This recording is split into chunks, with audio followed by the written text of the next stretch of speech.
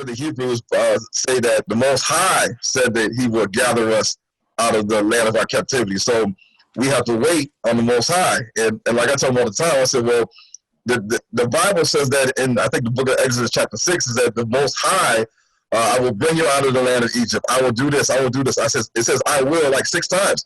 But what did Moses and them do? And Moses and them didn't sit back and just look at the sky and just wait for some kind of big hand or a spaceship or something to come off the sky or teleportation to bring them from Egypt to the promised land. They actually had to get up and walk. They had to walk and go through wilderness. They had to go through trials and tribulations. Same thing with Noah. When God told Noah what was going to happen, he had to physically build the ark. When God told Abraham that Lot was going down, they had to prepare and they had to leave. And so even when the prophets, they warned the Israelites, that Syrians are coming, the Babylonians are coming, and they warned the children of Israel, the Israelites either have a choice to stay and be caught up with the captivity, or they had to leave. And so they had to actually take action. And this same thing you see in Matthew 24, or Christ says, I pray that your flight not be in the winter. So flight means you're moving. You're actually using your legs and you're going somewhere. And we have a problem in Israel that, one, we're confused about Africa, because they say Africa is the land of Ham. It's Hamites. Hamites sold us. Why should we go back to the land of Ham when they sold us in the first place? Then two, we believe in different aspects. Well, what is the promised land? Is the promised land America? Is it Jordan? Is it Egypt? Is it Israel? Is it Ghana? Is it the Congo? And so they're confused. But then one of the biggest things like I just said, that they look at, and they say that the Most High said that he's going to gather us. So in that essence, a lot of Israelites are just sitting back waiting.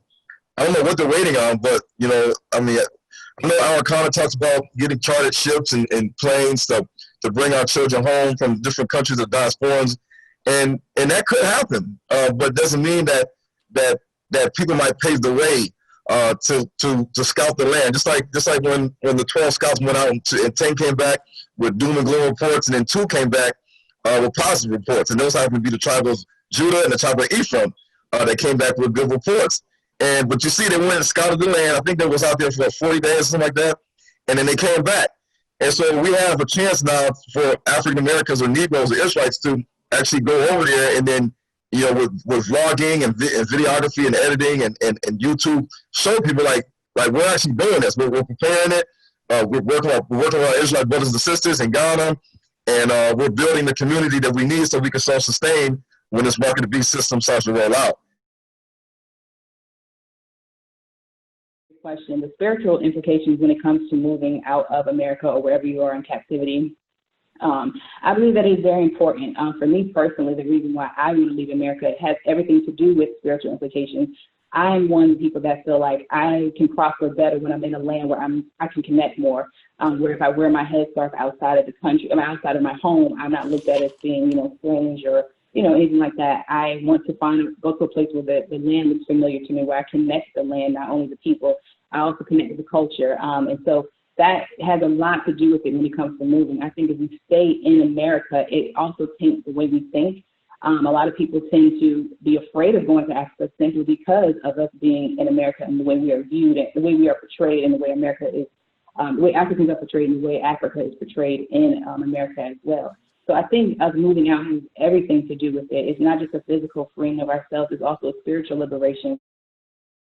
The reality is the time has come for us to begin to close many of the gaps that exist between the continent of Africa and her children that are spread out throughout the diaspora. So I think that this panel is so timely as everything is in this hour. This is the time, I believe, for us to begin to transition.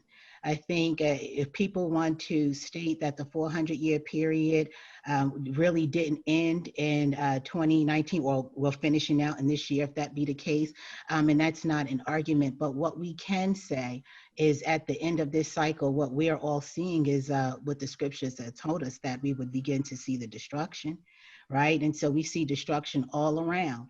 And so it becomes important for us to begin to think about transitions. And I think the Most High is setting up individuals that will operate in tiers. It's not necessary, in my understanding, that we will all go at once. I think there have to be some forerunners that will go and begin to set things up. Then there'll be some of us who will follow and some who will be caught when the destruction actually comes full charge. So I think there's going to be a window for us to depart into what the minister said earlier. He said, we're a little late. Well, I think then we're in good company, because so was Daniel, right? When he came to understand that they were late, they should have been out of their captivity. And so I think when we talk about the scriptures just paralleling themselves, that we are in that place right now in the relationships that are being established, what's on the hearts of the people. It's nothing but something that's ordained by our power. There was a bell that basically comatosed us and we couldn't do anything about it. And now there's an alarm that's waking all of us up and we can't do anything about it, but begin to move in the ways in which he will dictate. And I think that's what this and so many other things that are going on is all about, that we will find ourselves transitioning. These two sticks will begin to come together. Well, they are coming together, but I think we're going to see it on a larger scale. And the development, I love the way the minister said that, or I believe it was the minister, said that Ghana needs us, or the continent needs us. We need the continent as well. And so I think that that's absolutely important, that there's something that we have for each other.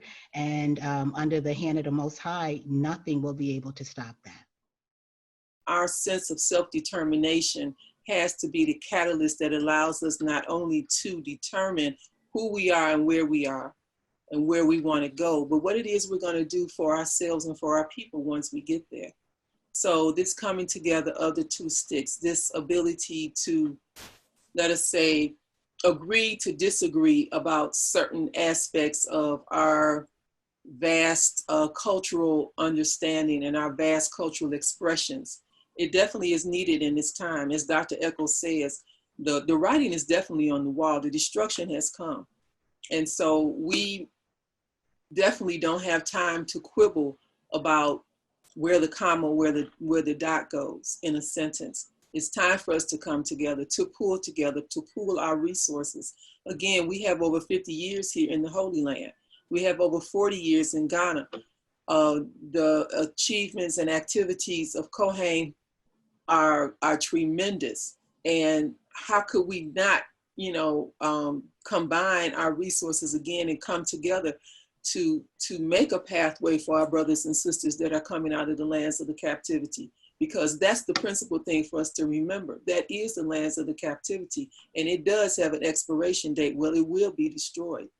And so it is upon those of us of conscious minds, those of us who have made an exodus from those lands, to clear that path, to make the way easy for them, or to make a way for them, that they be able to choose and they be able to see that there is a path and there is a way out of captivity, out of those lands. We made history, y'all, and this is just the beginning.